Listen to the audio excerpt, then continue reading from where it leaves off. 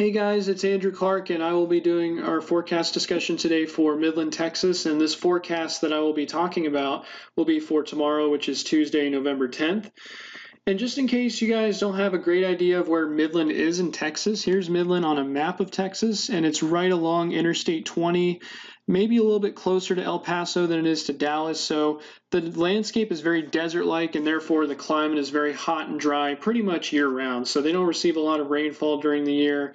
And as we look at the current conditions, I mean, this really isn't a shocker here at 11:15 a.m. on Monday morning. 76 degrees right now, fair skies at the Midland Air Park METAR station, and the relative humidity at 47%, the dew point at 54, so very dry here even in the late morning. South winds at 15 miles per hour gusting to 24.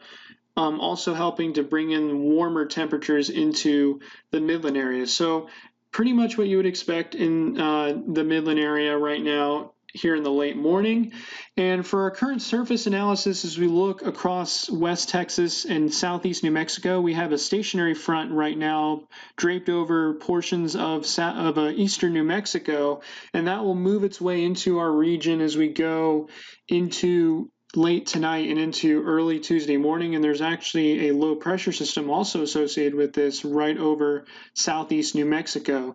And as we take this through time to the beginning of the forecast period, we see that this transitions more into a cold front, and that cold front will move through portions of the Midland area as we go into late tonight and into early Tuesday morning, and that will bring behind it cooler temperatures pretty well below average. I mean, we're usually around probably the 80-degree mark at this time of year in the Midland area, and we're going to be only looking at the upper 60s tomorrow. So that cold front will come through early in the forecast period, and then as we go into late tomorrow, we're going to see high pressure settle into the region, and we'll stick with those cooler temperatures into tomorrow night as well. And again, in some cases 10 to 15 degrees below average.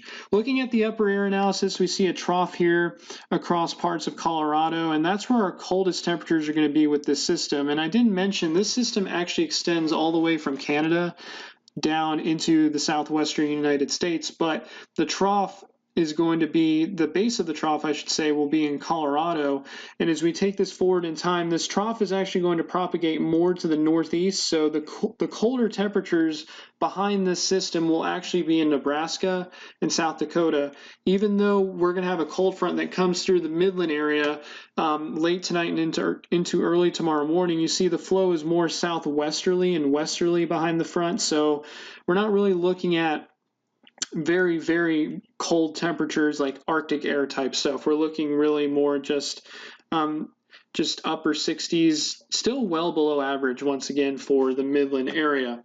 And the thing about this system is that we're really not looking at a great chance of any precipitation with this system as well. You can see here on the mid-level relative humidity maps, this is the beginning of the forecast period.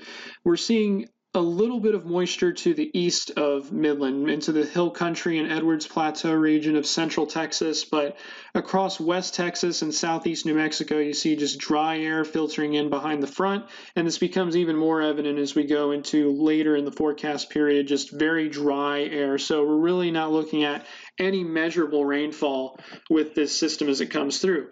And the Futurecast can confirm this as well. This is the beginning of the forecast period. You see a chance for maybe some isolated showers across parts of central Texas and the hill country and Edwards Plateau region, but across the Midland area, we're really not looking at any rain. But it is going to be cooler, which is definitely a welcome change. And as we go in further into the Futurecast, you can see that this rain will continue moving off to the east as well as the front, and dry air and cooler air is going to start settling in. Same thing as we go to the end of the forecast period. So the forecast highs for Tuesday, we're going to see sunny skies behind the cold front, although we're not really looking at a change in any weather conditions per se. Temperatures are definitely going to be different. Highs are only going to be in the low to mid 60s. You see even some of the higher elevations in southeast New Mexico could see highs only in the upper 50s. So definitely a pretty stark change from what we're used to here in the Midland region. For Tuesday night, same thing. It's going to be well below average for the lows as well. It will be mostly clear, not a bad night out there. Lows in the upper 40s and low 50s. And again, across the higher elevations of New Mexico, we could see lows possibly in the lower 40s as well. It just depends where you are in that region. Forecast winds for Tuesday, again, behind the cold front I talked about, we're not really going to see northerly winds. We're going to see more in the way of westerly winds, 10 to 15 miles per hour, although some of them could be a little gusty at times as expected behind a cold front. So west winds at 10 to 15 miles per hour for your Tuesday. And again, precipitation, really no measurable precipitation, but as we go to the east of our area, we could see anywhere from really 1/10 to 2/10 of an inch of rain across the Edwards Plateau and hill country of central Texas. But here in Midland, we're not looking at any rainfall at all with the progression of this cold front. And thank you guys for watching my forecast discussion. And if you have any questions, just let me know. And you guys have a good rest of the day. Bye, guys.